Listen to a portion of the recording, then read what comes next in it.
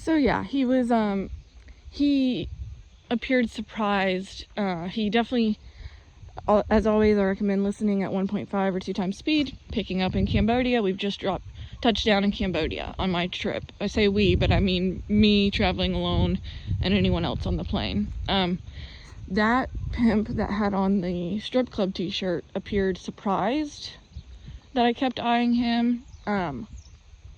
So I think it's most likely that he was not sent for me, and that the problem of trafficking is just this bad in Cambodia, that these pimps happen to be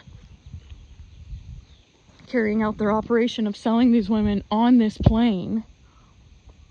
And I just happened to figure it out. When we touched down in Cambodia, the reality of how alone I am hits me, you know. I've been dealing with this alone. I say alone. I've had support. I'm very grateful for it. But as far as knowing what's happening to me, I've been alone during this, and then now I'm in a foreign country alone. And I know there's people who care about me who said they didn't think it was a good idea for me to go to a foreign country. But again, I had to try anything I can to save my life and keep myself safe, right? So the reality of how alone I was set in. I went into the bathroom. I changed into a niqab and a very long, modest dress. And I came back out, and I wanted to sit there in the airport and charge my phone and figure out what I was going to do next. I finally walked out of the airport after having changed and went to the food court in the airport. I would then go on to spend many hours just in that food court alone. I knew that my attackers will not be far behind me, right? I knew they were going to plan something. I'm not naive or dumb enough to think they're not going to try anything. I was very optimistic. I hoped maybe now that they see that I'm willing to go to another country, they'll just leave me alone, right? That was the optimistic thought.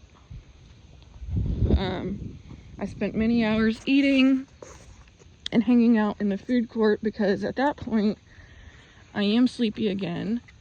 But I'm wondering, like, okay, I know any hotel is going to be an issue because I have to plan for my attackers to try to break in, drug, and rape me in my sleep that night. Anywhere I go to sleep, right?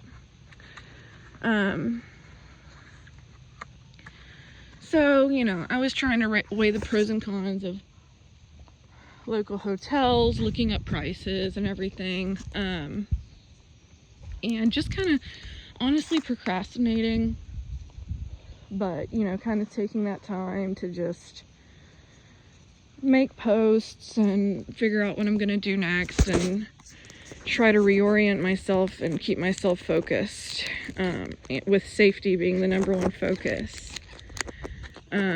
Before I left, I had, thanks to people sending donations, which I'm very grateful for, I had been able to buy some things, some security devices, to secure a hotel room with, so that all the basic ways that my attackers would try to break in, drug, and rape me in my sleep, so that those bases would be covered, right?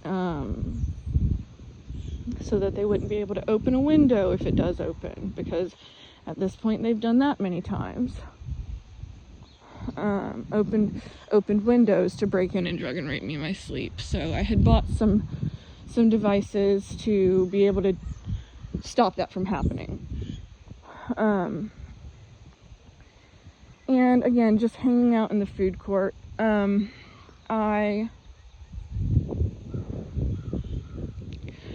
Gosh, there's so much internal monologue that I want to share.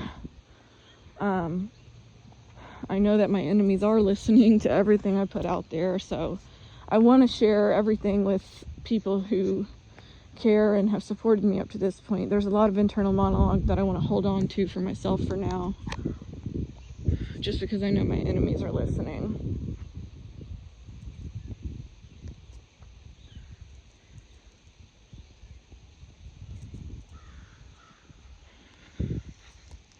One moment, sorry.